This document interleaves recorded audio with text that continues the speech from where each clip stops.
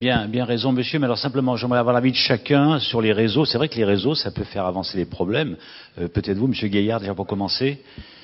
Vous qui êtes un homme qui a travaillé au plus haut niveau avec le Premier ministre. Surtout une fois dans un colloque à Rennes, je me souviens, ça. Oui, vous m'aviez marqué déjà à l'époque. On n'était pas tout à fait du même bord.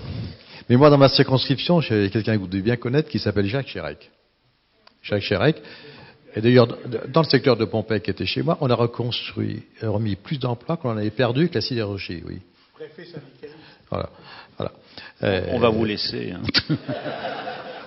Non, mais c'est simplement dire qu'on peut se retrouver. Sur le réseau, c'est quelque chose. D'abord, premier point, pour s'impliquer, chacun peut trouver sa place et avoir une influence.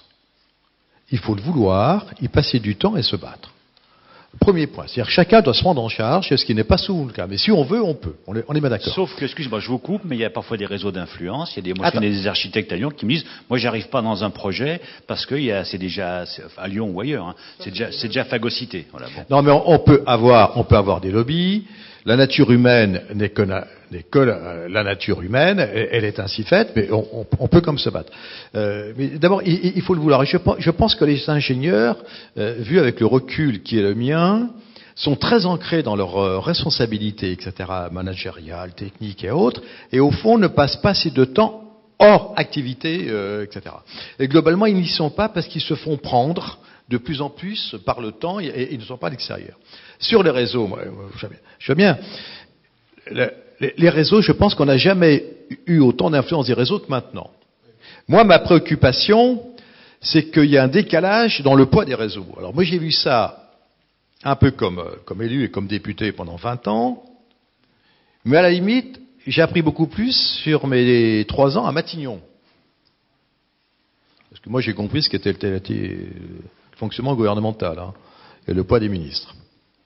J'ai compris des trucs là. Les réseaux, aujourd'hui en France, se sont complètement déportés vers les grands réseaux. Les grands réseaux. Alors il y a les réseaux que j'appellerais les aristocrates. Et intégrez ça les jeunes, vous gagnerez du temps. Ensemble. Il y a les réseaux des grands corps. Alors, deux grandes catégories. Le corps des ENA, inspecteur des finances, corps des comptes, conseil d'État, tout ça. Et des grands corps d'ingénieurs. Corps des mines, corps des ponts, tous ces trucs-là, etc. Et ça, c'est redoutable, parce qu'ils ont un pouvoir effroyable. C'est eux qui gèrent la carrière de leurs jeunes. Le corps des mines, si Saint-Gobain, ça appartient par principe à un corps des mines, elle, ça appartenait par principe, etc., etc. Et l'influence des corps est considérable. Et moi, je le vois, je vais vous raconter, mais dans les débats qu'on a à Matignon, à part moi, il n'y avait que des types intelligents quand même au cabinet. Ils étaient ou inspecteurs des finances, ou corps des mines, ou corps des ponts, etc., etc. L'influence dans cette affaire est considérable. Le problème, il faut que les autres, dont nous faisons partie, acceptions d'être davantage ensemble. Et moi, j'ai toujours considéré que les anciens INSA, dont je suis, n'étaient pas franchement solidaires dans leur révolution professionnelle.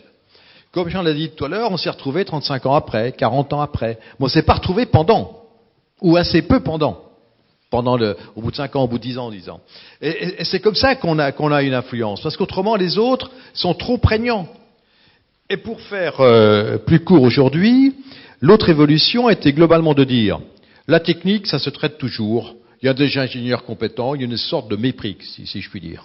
Et c'est pris par la filière que j'appelle, moi, Sciences Po ENA, quoi, globalement. Directement, vous arrivez assez haut dans la hiérarchie. Alors que l'ingénieur, quand vous rentrez, en fonction de votre école, vous comme ça, vous montez. Il y en a qui réussissent, ils deviennent présidents des FAGE, etc. Mais à part ceux-là, c'est un peu difficile. Donc, je crois qu'il faut aussi voir comment culturellement, je dirais, une école et les anciens travaillent ensemble pour progresser. Parce que là, on est, sur mon expression, mafia contre mafia, quoi. Il y a la mafia des centraliens. On est bien fait. Non, parce que j'ai un gendre qui est centralien. Je vois comment ça marche. Ça, c'est un pic c'est dans pas votre si inefficace que ça. C'est un pic dans votre jardin, ça. Non, mais je veux dire, si par exemple au CEA, il y a beaucoup de centraliens, ce que je veux dire. Mais il y a d'autres trucs comme ça, quoi. Etc. Bon, non, mais simplement, tout seul, on peut avoir une influence parce qu'on peut se battre. On l'a bien compris. Moi, j'ai la prétention que tout seul dans mon coin, y compris en politique, y compris à Matignon, j'ai pu faire bouger des choses. Mais en réseau, c'est beaucoup plus fort. Et je termine, parce qu'après, j'ai oublié de le dire. Dans nos débats politiques, on se mêle de points difficiles. C'est la vie économique, c'est la vie d'entreprise, c'est les relations dans tout ça.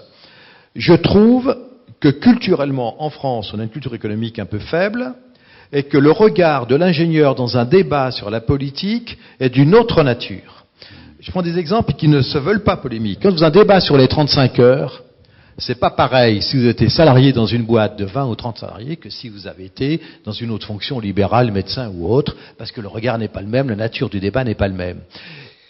Quand vous vendez, là je suis autorisé à le dire, vu d'où je viens, la prime à 1000 €, c'est évident que c'est pas complètement génial. Moi, je suis autorisé à dire ça, mais je demanderai aux autres pas le dire, parce que ça paraîtrait polémique. Mais de ma part, ça peut pas être polémique, puisque ce sont normalement mes amis qui décident ces conneries. Si vous voulez.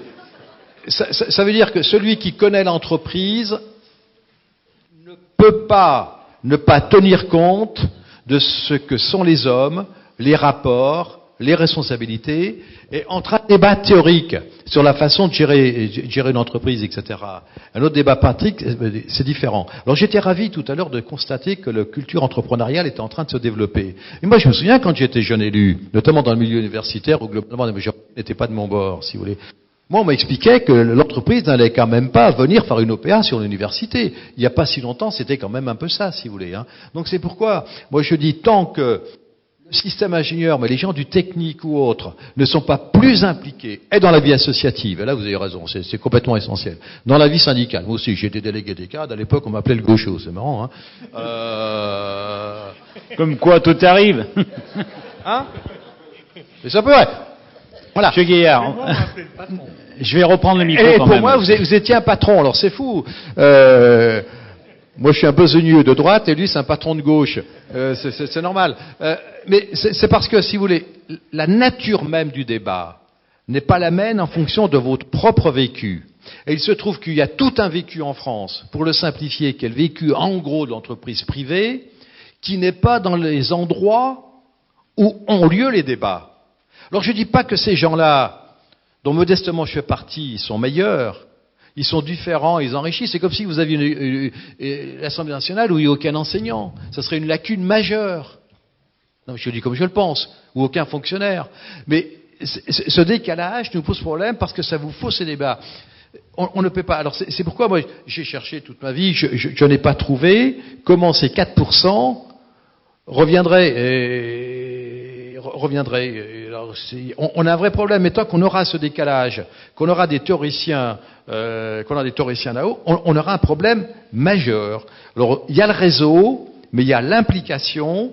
Je crois qu'il faudrait changer les statuts dans l'entreprise, dans la société et autres.